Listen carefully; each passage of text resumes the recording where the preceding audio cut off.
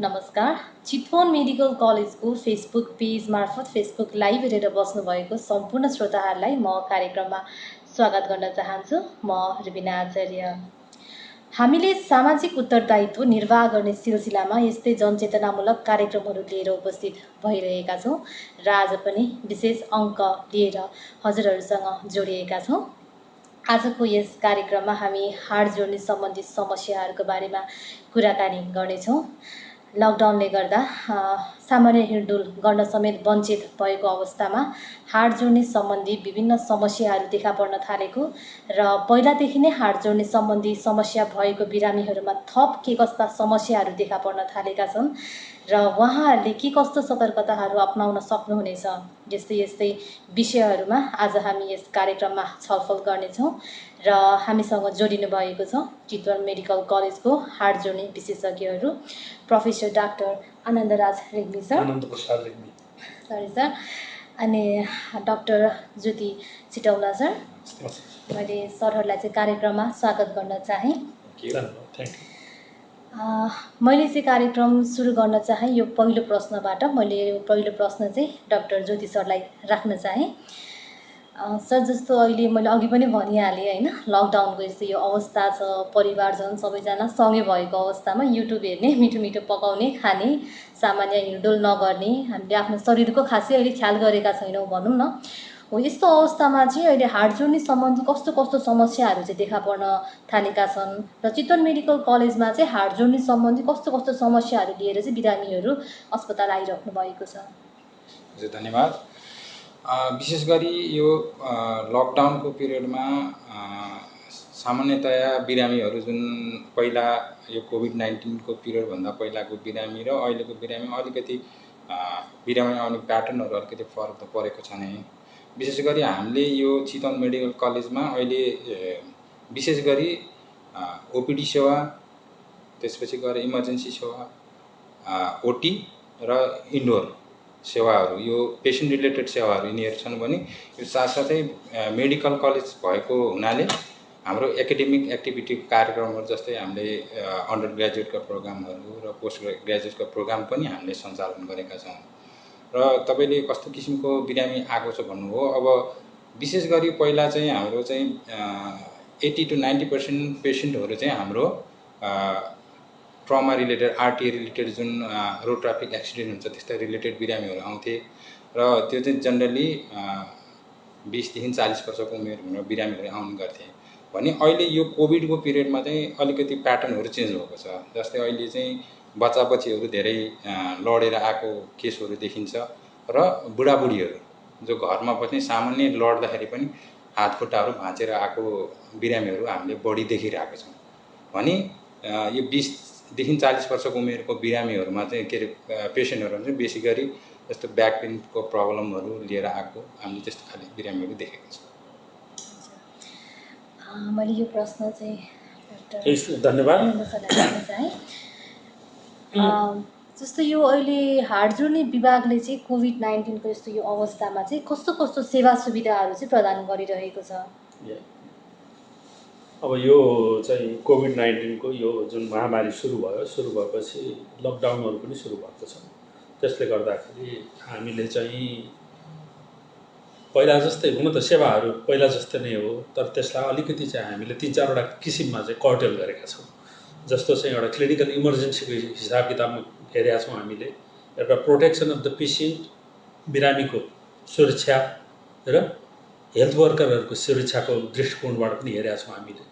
र अर्को चाहिँ हामीले हेर्ने दृष्टिकोण चाहिँ के छ, यो इन्स्टिट्युसनले भने इन्स्टिट्युसनका सरसामानहरूको चाहिँ खपत अलि चाहिँ कम गरेर बढी चाहिँ सेवा दिन सकियोस्, पछिसम्मलाई पनि पुर्याउन सकियोस्।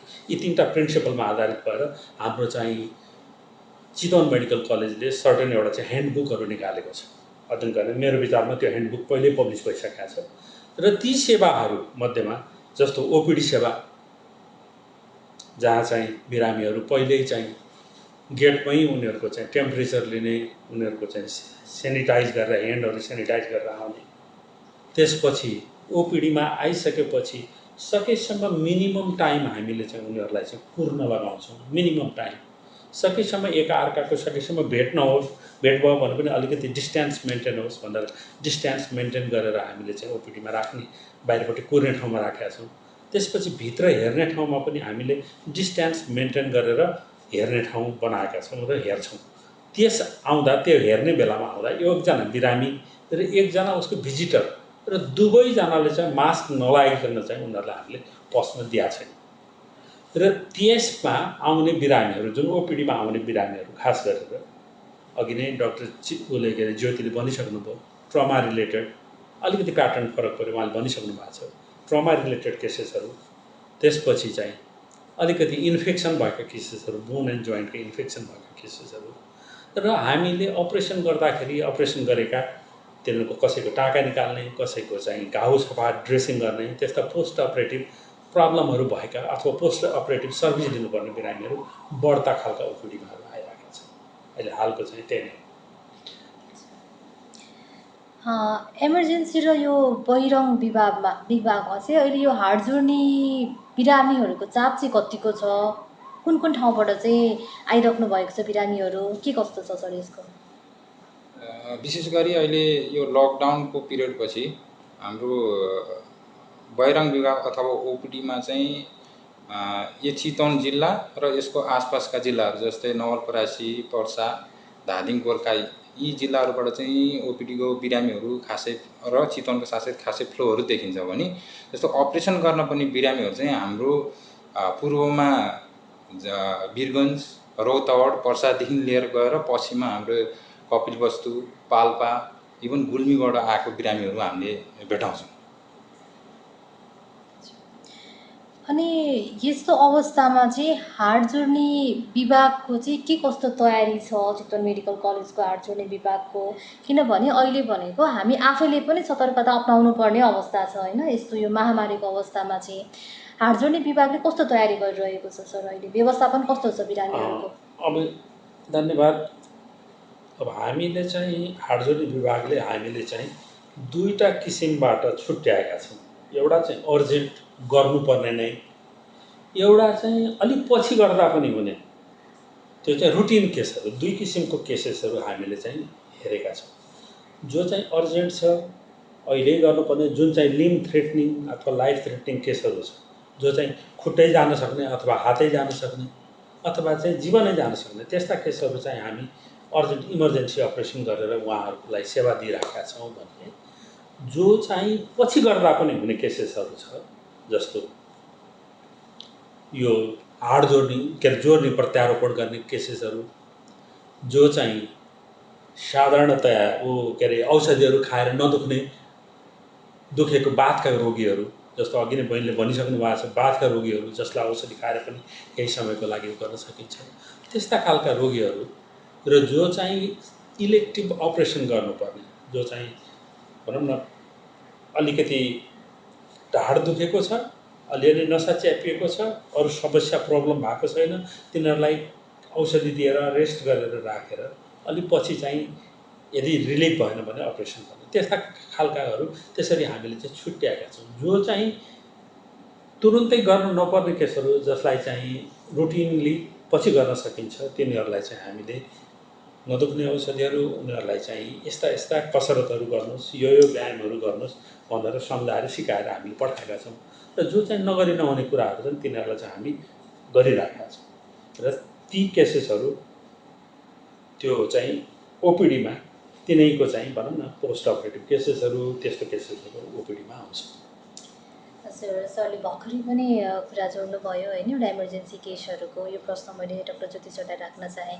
जस्तो यो इमर्जेन्सी र अपरेसनको बिरामीहरूको चाहिँ चितवन मेडिकल कलेजको हाड जोड्ने विभागमा कसरी व्यवस्थापन गरिरहेको छ?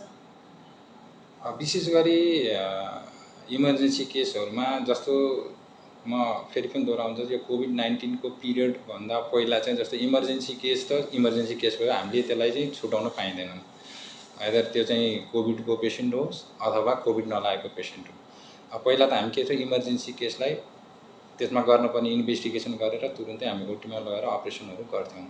भने अहिलेको अवस्थामा चाहिँ हामीलाई चाहिँ अब इमर्जेन्सी पेसेन्टलाई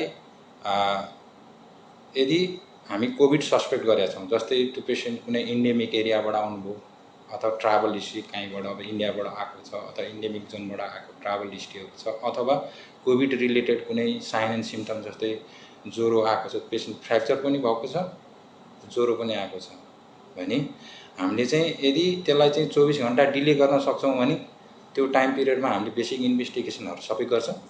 गरेर त्यसलाई हामी कोभिडको लागि टेस्ट गर्न पठाउँछौँ, स्वाब टेस्ट गर्न पठाउँछौँ र 24 घन्टापछि त्यो स्वाबको रिजल्ट आएपछि हामीले यदि पोजिटिभ छ भने हामीले यो सिएमसीको हामीले प्रोटोकल बनाएको छौँ, ओटीको प्रोटोकल, त्यो प्रोटोकल फलो गरेर त्यही अनुसारले हामी अपरेसन गर्छौँ। यदि चाहिँ नेगेटिभ आयो भने एज युजल हामीले जुन पहिला जसरी अपरेसन गर्छौँ त्यसरी नै गर्छौँ।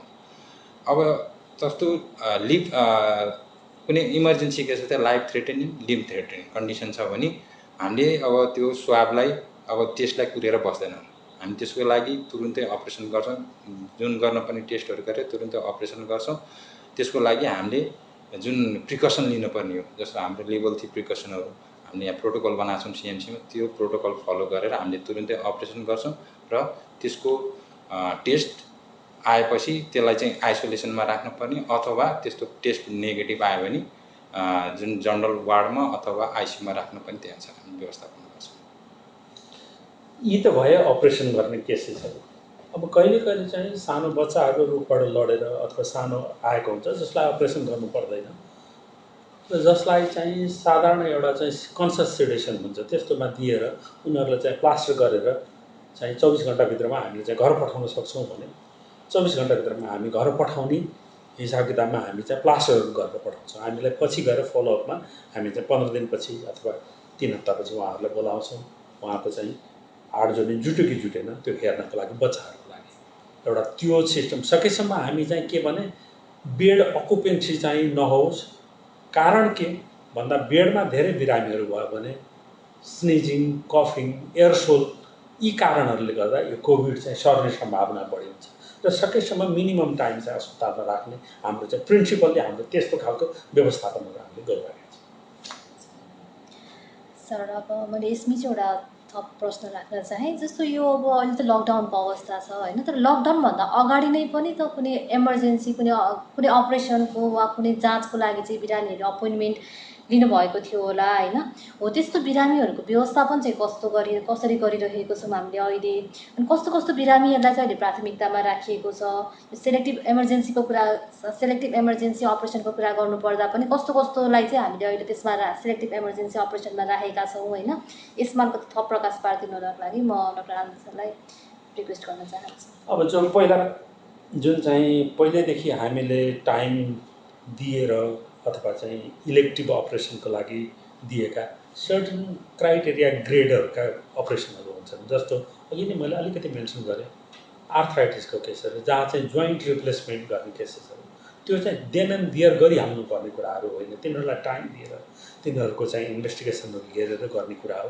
एउटा त्यस्ता केसहरूको लागि हामीले चाहिँ अलिक पछि सार्न सक्छौँ हामी, किनभने लाइफ थ्रेटनिङ होइन। त्यसपछि अर्को केसेसहरू हुन्छ जस्तो स्पोर्ट्स इन्जुरी, जस्तो नीको जोइन्टको कहिले कहिले मर्केको हुनसक्छ, एङ्कल जोइन्ट मर्केको हुनसक्छ। त्यस्ता स्पोर्ट्स इन्जुरीहरूमा हामीले चाहिँ ब्रेसेसहरू लगाएर होइन सिम्पल एनाल्जेसिकहरू दिएर र तिनीहरूलाई रेस्टमा राखेर तिनीहरूलाई चाहिँ त्यो सर्टेन टाइम पिरियडपछि अथवा यो चाहिँ कोभिडको अलिकति समस्या कम भएपछि उनीहरूलाई चाहिँ हामीले त्यसलाई चाहिँ लिएर आएर गर्न सक्छौँ। त्यस्तै हाम्रो चाहिँ यो ब्याक पेनहरू अथवा चाहिँ स्पाइनका प्रब्लमहरू जस्तो स्कोलियोसिसहरू, काइफोसिसहरू जुन चाहिँ एब्नर्मल डिफर्मिटीहरू करेक्सन छ, डिफर्मिटी करेक्सनहरू यो चाहिँ then and there life saving कुराहरू होइन, खालि करेक्सनहरू मात्रै गर्ने हो। त्यसलाई पनि हामी पछि सारेर गर्न सक्ने अवस्थामा जान सक्छौँ, किनभने अहिलेको यो कन्डिसनमा चाहिँ तुरन्त गरिहाल्ने चाहिँ होइन। त्यस्तै बच्चाबच्चीहरूको अपरेसनहरू जस्तो जुन जोर्नीहरू जस्तो कन्जेनिटल डिस्लोकेसन अफ हिप भन्छ त्यसलाई चाहिँ मिलाउने त्यस्तै खालका अपरेसनहरू जस्तो चाहिँ सेरेब्रल पाल्सीका चाहिँ टेन्डनहरू गरेर मिलाउने अथवा खुट्टा बाङ्गो भएकोलाई चाहिँ त्यसलाई सोझ्याउने यस्ता अपरेसनहरू लाइफ थ्रेटनिङ अपरेसनहरू चिजहरू समस्याहरू होइनन्, तर ती रिकन्स्ट्रक्टिभ कुराहरू तिनीहरूलाई चाहिँ टाइम दिएको भए पनि अहिले चाहिँ यस्तो यस्तो समस्या भएको छ, त्यस कारण चाहिँ तपाईँहरू पर्खनुहोस्, हामी सर्टेन टाइम पिरियडपछि जब यो चाहिँ समस्याहरू कम हुँदै जान्छ त्यसपछि हामी तपाईँहरूलाई चाहिँ खबर गर्छौँ भनेर यसरी चाहिँ हामीले हाम्रो अहिलेको प्रायोरिटी चाहिँ इमर्जेन्सी जो चाहिँ देन एन्ड देयर नगरी नहुने जस्तो लाइफ थ्रेटनिङ र लिम्ब थ्रेटनिङ अपरेसनहरूको चाहिँ त्यतापट्टि चाहिँ हामी चाहिँ बढ्ता फोकस गरिरहेका छौँ र यसरी हामीले चाहिँ तिनीहरूलाई छुट्याएका छौँ। जस्तो मैले थोरै कुरा जोड्न चाहेँ यसमा। अब जस्तो जुन रुटिन प्रोसिडियर हाम्रो चाहिँ बेसिकली अपरेसनको पार्टमा दुईवटा किसिममा हामीले डिभाइड गरेको, एउटा चाहिँ इमर्जेन्सी जुनलाई हामीले गर्नै पर्ने, जस्तो लाइफ थ्रेटनिङ र लिम्ब थ्रेटनिङ, मान्छेको ज्यानै जान सक्ने अथवा टाइममा अपरेसन गयो भने खुट्टा काट्नुपर्ने, हात काट्नुपर्ने यस्तो अवस्थालाई हामीले कुरेर बस्दैनौँ, हामीले प्रिकसन लेभल 3 प्रिकसन लिएर हामीले अपरेसनमा लगिहाल्छौँ। इभन त्यो कोभिडकै पेसेन्ट भए पनि हामीले बेसिक प्रिकसन लिएर हामीले चाहिँ अपरेसन थिएटरमा लगेर गरिहाल्छौँ। अर्को हाम्रो सेमी इमर्जेन्सी भन्ने छ, जस्तो जुन चाहिँ हामीले चाहिँ 24 घन्टा अथवा 1 दिन 2 दिन 3 दिन पछि पनि गर्न मिल्ने अपरेसनहरूलाई अब सस्पेक्टेड पेसेन्ट छ भने त्यो अनुसारको हामीले टेस्ट गराएर गर्छौँ भने, यदि सस्पेक्टेड छैन भने चाहिँ हामीले चाहिँ त्यसलाई चाहिँ रुटिन भोलिपल्ट राखेर नर्मल डे टाइममा हामी गर्छौँ। भने अर्को चाहिँ जुन कुरा गर्नुभयो हाम्रो चाहिँ यो जुन टाइम लिएर गर्ने भन्नुभयो नि, यो त्यस्तो चाहिँ हामीले चाहिँ बेसिकली अहिले हामीले रोकेको, जनरली हामीले अहिले अपरेसन रोकेको बिरामी भनेको जस्तो सरले भन्नुभयो एउटा चाहिँ जोर्नी प्रत्यारोपणका बिरामीहरू जसलाई गर्न पर्छ, त्यस्तो चाहिँ हामीले अहिले तुरुन्तै नगरे पनि खासै फरक नपर्ने खाले त्यस्तो। अरू जस्तो हामीले अपरेसन गरिसकेर हड्डी पनि जुटिसक्यो जसमा चाहिँ किलापाताहरू छन् हैन, उहाँहरू चाहिँ त्यो निकाल्नको लागि आउनुहुन्छ, त्यस्तो बिरामीलाई हामीले अलिकति हल्ट गरेका छौँ। र अरू चाहिँ जस्तो लिगामेन्ट इन्जुरी भएर लिगामेन्ट चाहिँ रिकन्स्ट्रक्सन गर्नुपर्ने बिरामीहरू पनि हामीले अलिकति त्यसलाई चाहिँ अहिले चाहिँ डिले गरिरहेका छौँ। अब पछि अब सरकारले व्यवस्था गर्यो भने, अब जस्तो हामीले चाहिँ अब इभन हाम्रो सिएमसीमा चाहिँ पछि चाहिँ यो पिसिआरको व्यवस्थाहरू आयो, आरटिपिसिआर गर्ने व्यवस्था आयो भने हामीले त्यस्तो रुटिन केसहरूलाई पनि पिसिआर गरेर त्यसपछि हामीले गर्ने प्लान अगाडि सारिरहेका छौँ। हामी चाहिँ कार्यक्रमको अन्त्यतिर पनि आइसकेका छौँ। जानुभन्दा अगाडि चाहिँ जस्तो अब अहिले केही छुटेका प्रश्नहरू होलान् होइन, कि हाड जोड्ने सम्बन्धित समस्या भएको बिरामीहरूलाई केही दिनुपर्ने सल्लाह सुझाव छ भने चाहिँ डाक्टर साहबहरूले चाहिँ राखिदिनु हुनको लागि म अनुरोध गर्न चाहन्छु। अब त्यही अब 2-3वटा कुराहरू जस्तो अघि नै हाम्रो बहिनीले भनिसक्नुभयो, घरमा बसेको छ, टन्न खाएको छ, टिभी हेरेको छ, हेरेको छ, के अरे मोबाइल चलाएको छ। अब एउटा मोबाइल चलाइराख्दाखेरि करिब त्यो घाँटी अलिकति तल गएर अराउन्ड चाहिँ 30 डिग्री जति एङ्गल अलि लामो समयसम्म भयो, 4 देखि 6 घन्टासम्म हेर्ने र लामो 1 महिना 1.5 महिना 2 महिना त्यसले चाहिँ अलिक घाँटीको हड्डीहरू खियाउने कोसिस गर्छ। र अहिले चाहिँ वेस्टर्न समाजहरूमा के देखिया छ भने यो टेक्स्ट नेक सिन्ड्रोम भनेर भनिएको छ त्यसलाई, घाँटी दुख्ने, यङ एजमा पनि घाँटी दुख्ने। एउटा चाहिँ त्यो कृपया त्यो चाहिँ अलिकति कम गरिदिनु होला, नम्बर 1। नम्बर 2, जो चाहिँ कम्मरहरू दुख्ने गर्ने छ, अलिकति चाहिँ गर्ने मान्छेहरू उचाल्दा त्यस्तो मान्छेहरू निहुरिने गरुङको कुरोहरू उचाल्ने होइन, साधारण औषधि खाएर आराम गर्नुभयो भने त्यो पनि जान्छ। त्यस्तै चाहिँ हाड जोड्नेको हामीले चाहिँ जुन पछि सारेका छौँ जस्तो जोड्ने प्रत्यारोपणहरू, अरू चाहिँ ती कुराहरूलाई कमसेकम एउटा एनाल्जेसिकहरू खाएर, नदुख्ने औषधि खाएर, त्यसपछि चाहिँ टुक्रुक्क नबस्ने, ओह्रालो नहिँड्ने, पलेटी कसेर नबस्ने, त्यो गर्नुभयो भने त्यसबाट पनि अलिकति चाहिँ सजिलो हुन जान्छ। र यिनै कुराहरू अलिकति चाहिँ धेरै भनौँ न प्रोटिनहरू खाने, के गर्ने, अलिकति चाहिँ भएको सशङ्कित भएको मान्छे जसलाई चाहिँ हुने सम्भावना भएको मान्छेहरूलाई युरिक एसिडहरूको सम्भावना पनि बढ्ने हुनसक्छ। त्यस कारण त्यो पनि अलिकति चाहिँ विचार गरेर नमोटाउने काम गरिदिनु हुन अनुरोध गर्दछौँ हामी। त्यस साथै जस्तो अरू भनेको जस्तो अहिले ओपिडी सेवा लिन आउने बिरामीहरू, जस्तो सेवा लिन आउने बिरामीहरूलाई पनि सकेसम्म जो बिरामी छ सक्नुहुन्छ नि उहाँ एक्लै आइदिनुहोस्, अथवा बच्चा बच्ची बुढाबुढी छन् भने धेरैजना नआइदिनु होला, सकेसम्म 1 जनासम्म साथ लिएर आइदिनु होला। आउँदाखेरि पनि त्यही अनुसारले मास्कहरू लगाएर आइदिनुहोस्। अनि बस्दाखेरि सोसियल डिस्टेन्सिङ मेन्टेनहरू गरिदिनुहोस्। एउटा त्यो भयो। हस्पिटल आउने बिरामीहरूलाई त्यो सल्लाह सुझाव दिन्छ। जस्तो कुनै हामीले क्रोनिक रोगहरू जस्तै आर्थराइटिसका बिरामीहरू हुनसक्छन्, अरू बिरामीहरूलाई चाहिँ धेरै लामो समयसम्म औषधि खाइरहेका बिरामीहरूलाई चाहिँ जस्तो 3 महिना 6 महिनामा हामीले चाहिँ रगतका जाँचहरू गर्नुपर्ने बिरामीहरू हुन्छन्। त्यस्ता बिरामीहरूलाई पनि टाइम मिलाएर आइदिनु होला। र अर्को घरमा बस्दाखेरि जो घरमा बस्नुहुन्छ उहाँले जस्तो सरले भन्नुभयो आर्थराइटिसका बिरामीहरू जुन आर्थराइटिसका बिरामीहरू हुनुहुन्छ उहाँलाई चाहिँ अहिले जुन यस्तो समयमा सकेसम्म भर्याङ तलमाथि गर्ने कामहरू पलेटी कसरी बस्ने कामहरू कम गरिदिनु होला। घुँडाका एक्सर्साइजहरू हुन्छन् जस्तै हामीले क्वाड्रिसेप एक्सर्साइज भन्छौँ, ह्यामस्ट्रिङ एक्सर्साइजहरू भन्छौँ, ती एक्सर्साइजहरू गरिदिनु होला। जस्तो अरू मान्छे जस्तो नर्मल हेल्दी मान्छेहरूले पनि बिहान बिहान चाहिँ टिभीमा हेरेर अब सिम्पल योगाहरू गर्दा पनि राम्रो हुन्छ। र खानपानमा पनि अलिकति ध्यान दिनु होला जसले गर्दाखेरि यो युरिक एसिड रिलेटेड प्रब्लमहरू अरू कुनै पनि प्रब्लमहरू कम हुन जान्छ। यस्ता कुराहरूमा विशेष ध्यान दिन म धन्यवाद। नमस्ते। हामीलाई आज सुनेर साथ दिनुभएकोमा सम्पूर्ण श्रोताहरूलाई म फेरि पनि धन्यवाद दिन चाहन्छु। हामी आगामी दिनहरूमा पनि यस्तै कार्यक्रमहरू लिएर उपस्थित हुने नै छौँ। धन्यवाद फेरि पनि।